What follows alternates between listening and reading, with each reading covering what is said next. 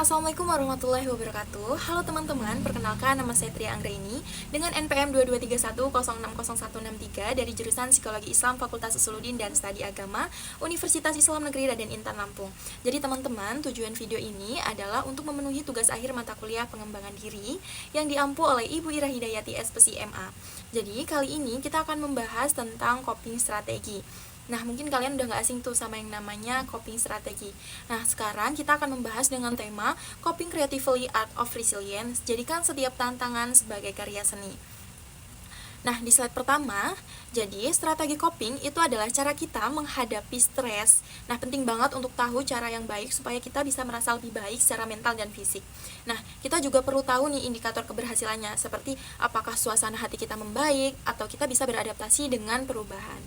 Nah, selanjutnya ada aspek dari strategi coping atau coping strategi. Nah, menurut Lazarus dan Folkman dalam Sarafino 1998, Safari dan Saputra tahun 2005 membagi aspek strategi coping menjadi dua, yaitu problem focus coping atau disingkat dengan PFC, strategi atau usaha untuk mengurangi situasi stres dengan cara mengembangkan kemampuan atau mempelajari keterampilan yang baru untuk mengubah dan menghadapi situasi.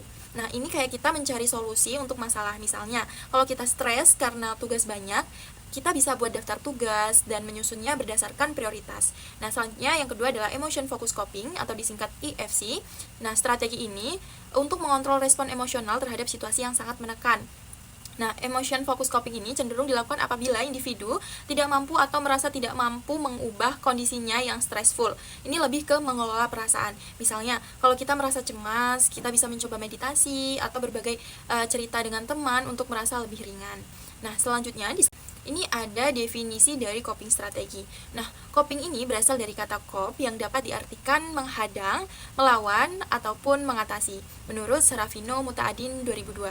Nah, perilaku coping ini merupakan suatu tingkah laku di mana individu melakukan interaksi dengan lingkungan sekitar dengan tujuan menyelesaikan tugas ataupun masalah. Selanjutnya, itu ada faktor apa aja yang mempengaruhi coping strategi. Nah, faktor-faktornya itu ada 6. Yang pertama, kesehatan fisik, keyakinan atau pandangan positif, keterampilan memecahkan masalah, pengalaman subjektif, keterampilan sosial, dukungan sosial, dan materi. Nah, selanjutnya tips and trick ada 2, yaitu teknik jari dan teknik jantung dan pusar. Nah, teknik jari ini yang memberikan makna pada setiap jari dan digunakan sebagai coping strategi yang dapat menjadi alat yang efektif untuk mengelola stres dan perasaan kita. Jadi setiap jari itu mempunyai makna, seperti jari kelingking mempunyai makna yaitu kasih sayang, jari manis mempunyai makna cinta, dan 10 jari ini mempunyai makna masing-masing. Dan yang kedua ada teknik jantung dan pusar.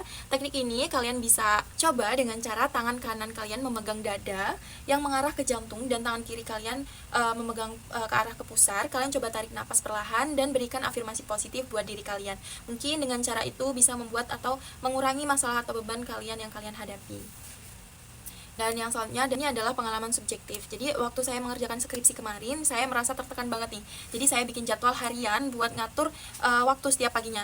Nah, jadi setiap pagi saya meluangkan waktu untuk mendengarkan musik. Nah, itu cara saya untuk coping strategi. Nah, yang kedua adalah diskusi dengan teman. Itu juga bikin saya merasa lebih ringan. Dengan cara ini saya jadi lebih siap tuh menghadapi atau mengerjakan skripsi.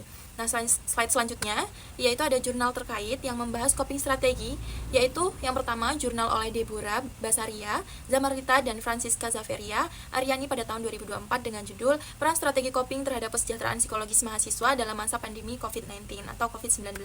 Nah, penelitian ini menemukan bahwa strategi coping berpengaruh positif dan signifikan terhadap kesejahteraan psikologis mahasiswa.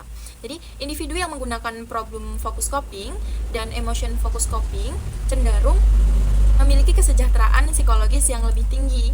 Sebaliknya, individu yang menggunakan avoidant coping menunjukkan kesejahteraan psikologis yang lebih rendah. Jadi, hasil ini menunjukkan pentingnya strategi coping yang tepat dalam meningkatkan kesejahteraan psikologis selama pandemi. Nah, yang kedua adalah penelitian dari Nita Astuti Suryana pada tahun 2022 dengan judul Strategi Coping Mahasiswa dalam Menyelesaikan Tugas Akhir di Masa Pandemi juga COVID-19 atau COVID-19. Nah, penelitian ini menggambarkan strategi coping yang digunakan oleh mahasiswa tingkat akhir Fakultas Ilmu Sosial dan Ilmu Politik di Universitas Padjadjaran dalam menyelesaikan skripsi selama pandemi COVID-19. Jadi hasil menunjukkan bahwa mahasiswa yang lebih banyak menggunakan problem focus coping cenderung dapat menyelesaikan skripsi lebih cepat dibandingkan yang menggunakan emotional focus coping. Nah, terutama bentuk distancing dan escape avoidance yang justru menghambat proses penyelesaian tugas akhir mereka. Jadi itu saja yang saya bisa sampaikan, sekilas penjelasan dari coping strategi. Saya akhiri, wassalamualaikum warahmatullahi wabarakatuh.